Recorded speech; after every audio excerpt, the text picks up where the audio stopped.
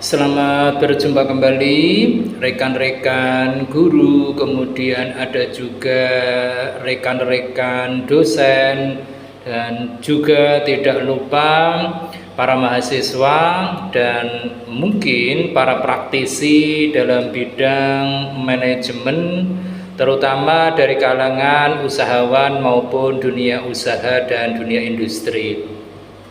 Pada kesempatan yang amat baik ini, kita akan membahas tentang pengendalian mutu dalam sebuah perusahaan.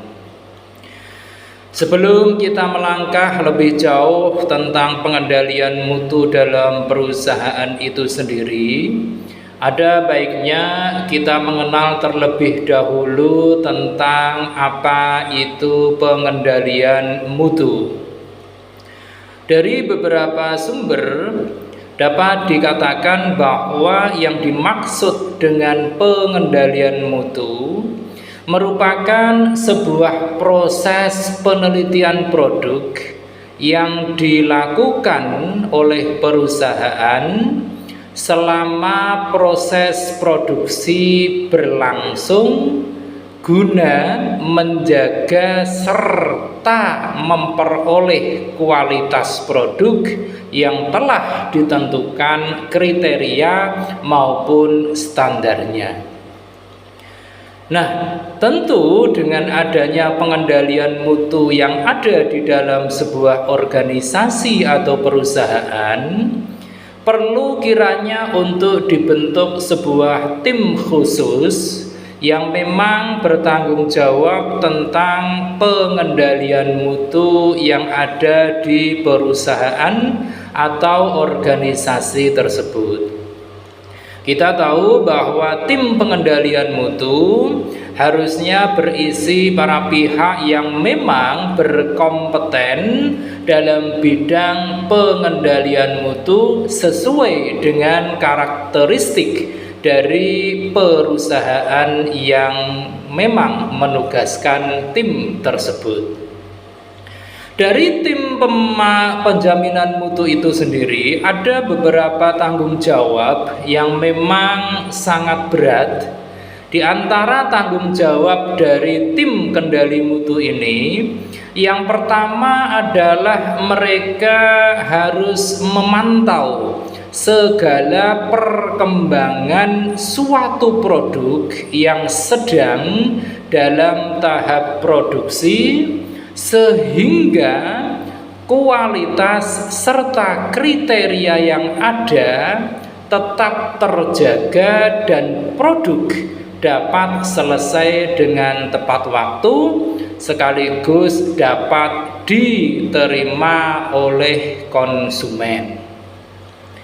Kemudian tanggung jawab yang kedua dari tim kendali mutu adalah mereka harus membuat catatan-catatan atau melakukan dokumentasi atas segala produk yang telah dibuat agar produk-produk tersebut menjadi referensi sekaligus catatan-catatan di kemudian hari. Tanggung jawab yang ketiga itu adalah tim kendali mutu harus memantau, kemudian menganalisis, melakukan penelitian, dan juga melakukan berbagai uji coba suatu produk yang sudah dihasilkan. Tanggung jawab yang keempat dari tim kendali mutu sebuah perusahaan adalah mereka harus bertanggung jawab dalam mengidentifikasi segala permasalahan maupun berbagai isu yang terjadi, khususnya yang berhubungan dengan kualitas produk yang diciptakan, sehingga dapat mencari solusi yang baik untuk perusahaan. Kelima, dari tanggung jawab tim kendali mutu sebuah perusahaan adalah mereka harus memverifikasi atau mengkonfirmasi kualitas produk yang sudah dihasilkan melalui berbagai kriteria dan penilaian yang dimiliki oleh sebuah perusahaan. Nah, setelah kita mengenal tanggung jawab dari tim kendali mutu, kita juga ada baiknya untuk mengenal lebih dalam tentang tujuan dari dilaksanakannya pengendalian mutu dalam sebuah perusahaan.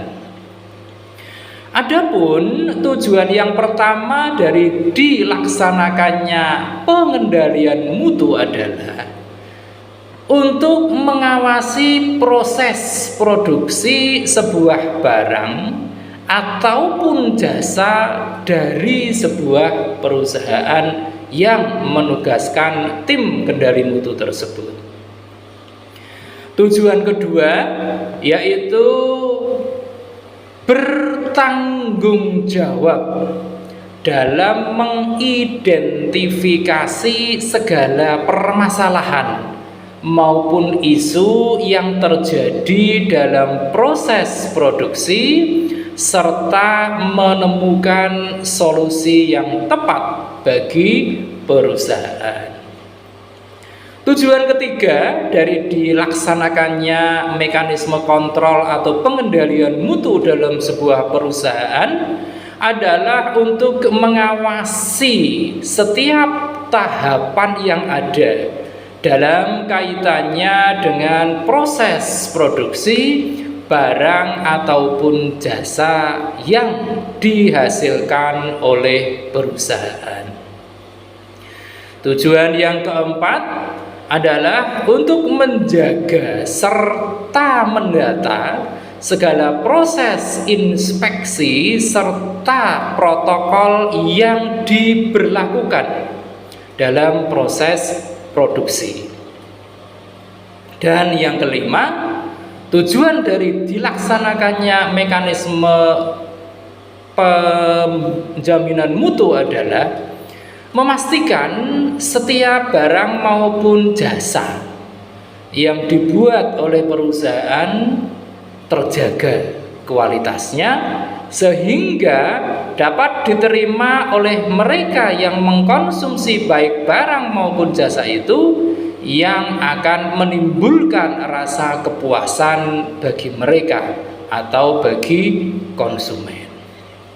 Nah, setelah kita tadi mengenal ada tanggung jawab dari tim kendali mutu, kemudian kita juga telah mengenal tujuan dilaksanakannya pengendalian mutu, kita akan lanjutkan dengan berbagai faktor yang mempengaruhi pengendalian mutu. Yang pertama, faktornya adalah kemampuan pengolahan.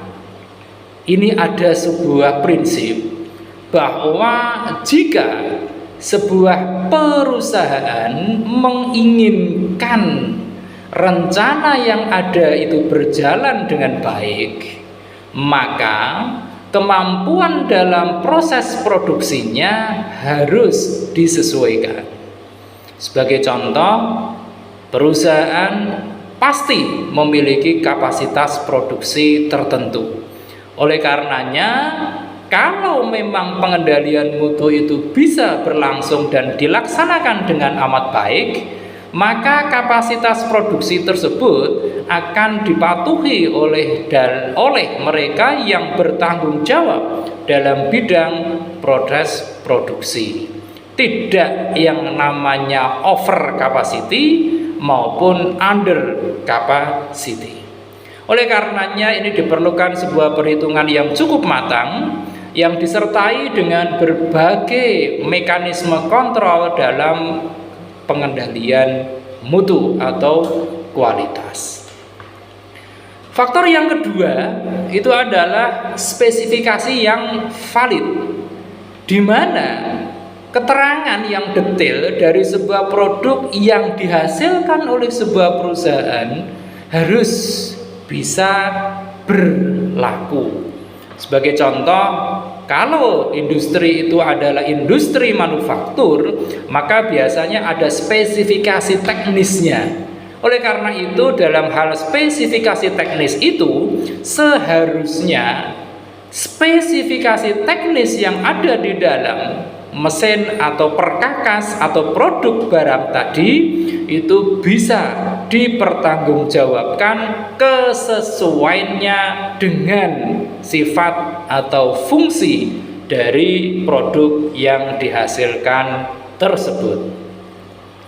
Kemudian faktor yang ketiga itu adalah ketidaksesuaian yang diperoleh. Ini memiliki sebuah permasalahan di mana ini berfungsi untuk meminimalisasi perbedaan kualitas antara produk sehingga dapat dideteksi seberapa banyak produk yang akan diterima oleh masyarakat. Mengingat masyarakat atau konsumen saat ini sudah begitu cerdasnya karena mereka sudah terbiasa mendapatkan berbagai tambahan informasi atau wawasan dari berbagai media yang sudah familiar dengan mereka. Kemudian faktor yang keempat itu tentu adalah anggaran mutu itu sendiri, di mana anggaran ini seringkali mempengaruhi kualitas dari bahan yang digunakan dalam proses produksi yang pada akhirnya dapat mempengaruhi hasil produk akhir dari sebuah perusahaan. Kita tahu anggaran ini begitu pentingnya dalam sebuah mekanisme perusahaan, sehingga sangat penting artinya dalam mengelola manajemen anggaran, terutama anggaran untuk produksi yang dikolaborasikan dengan anggaran dalam bidang pengendalian mutu. Berikutnya kita juga harus mengenal jenis-jenis dari pengendalian mutu itu sendiri. Yang pertama, pengendalian mutu itu ada yang bersifat internal. Artinya adalah bahwa pengendalian mutu internal ini merupakan pengendalian mutu yang memiliki hubungan secara langsung dalam pembuatan protokol internal yang dibuat oleh sebuah perusahaan serta pengecekan sistem produksi. Tentu sebuah perusahaan jika memiliki sistem pengendalian mutu internal yang berjalan dengan baik, maka hampir dapat dipastikan bahwa produk-produk yang akan dihasilkan dan akan dilemparkan ke pasar akan banyak kemungkinannya diterima baik oleh konsumen. Bahkan bukan tidak mungkin dengan sistem pengendalian mutu internal yang baik ini, produk-produk yang dihasilkan itu akan tidak saja diterima oleh masyarakat sebagai konsumen, namun juga akan memunculkan sebuah loyalitas dari sebagian konsumen. Mereka dengan loyalitasnya tadi akan terus-menerus melakukan berbagai aktivitas transaksi, terutama transaksi pembelian yang sifatnya akan terus berulang. Bahkan bukan tidak mungkin para konsumen yang telah memiliki loyalitas tinggi pada produk-produk tertentu yang dihasilkan oleh perusahaan-perusahaan tertentu, karena kepuasannya tadi mereka bisa jadi menjadi influencer atau bisa menjadi seseorang yang mempengaruhi orang lain atau konsumen lain untuk turut serta menggunakan atau menikmati jenis-jenis layanan dari perusahaan yang mereka hasilkan, baik itu berupa barang maupun layanan jasa. Kemudian jenis pengendalian mutu yang kedua itu adalah pengendalian mutu eksternal. Ini juga tidak kalah pentingnya jika dibandingkan dengan proses pengendalian mutu yang sifatnya internal. Untuk yang eksternal ini merupakan pengendalian mutu yang memiliki kaitan dengan berbagai produk serta data sebuah perusahaan yang nantinya akan dikirimkan ke perusahaan eksternal atau lembaga eksternal yang tidak memiliki afiliasi dengan perusahaan yang menghasilkan barang ataupun jasa tersebut.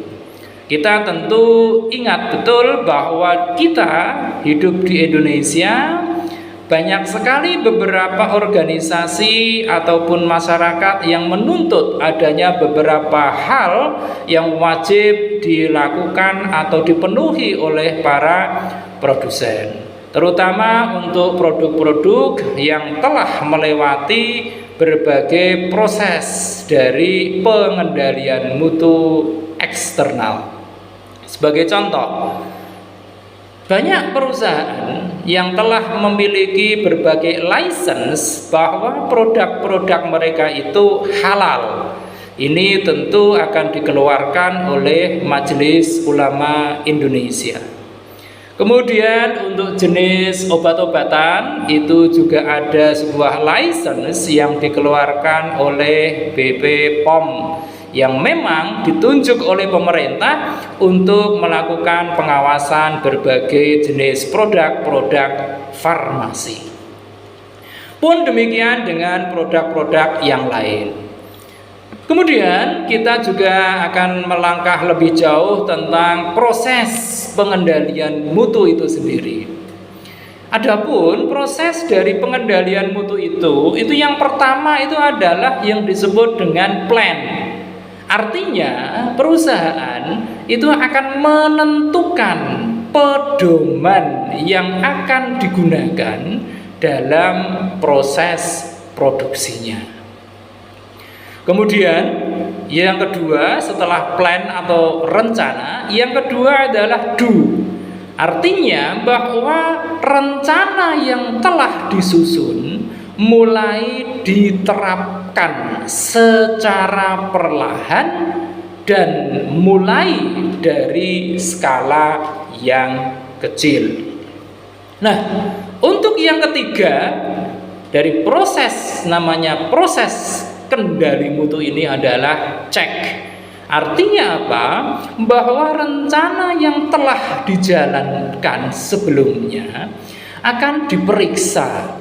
Apabila sudah sesuai dengan perencanaan dalam sebuah pengendalian mutu, maka proses tersebut bisa dan layak dilanjutkan.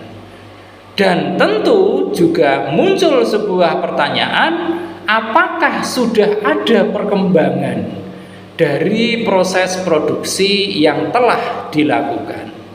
Apabila proses pengendalian mutu itu berjalan dengan baik, tentu terdapat perkembangan positif dari proses produksi itu sendiri.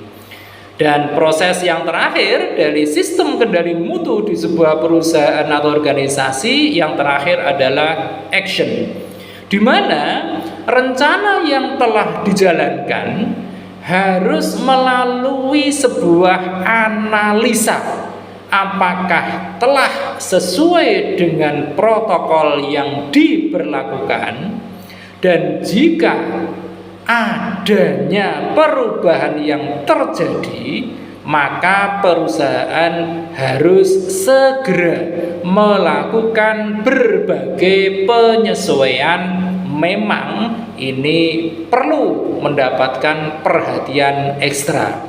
Karena seringkali penyesuaian yang dilakukan harus memakan waktu dan biaya tersendiri. Namun, efek berikutnya adalah jika dalam proses produksi itu dilakukan penyesuaian yang sifatnya penyempurnaan, maka hasil akhirnya adalah peningkatan kualitas produk itu sendiri.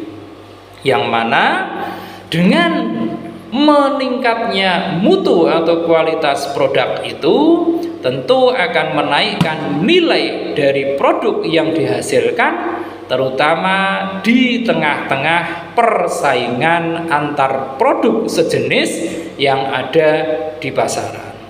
Tentu ini menjadi tantangan bagi kita semua, terutama yang bergelut dalam dunia usaha maupun dunia industri. Oleh karenanya penting kiranya bagi semua industri, mulai dari skala besar, skala menengah, skala kecil, bahkan skala mikro, untuk terus melakukan peningkatan mutu, baik itu secara internal maupun secara eksternal.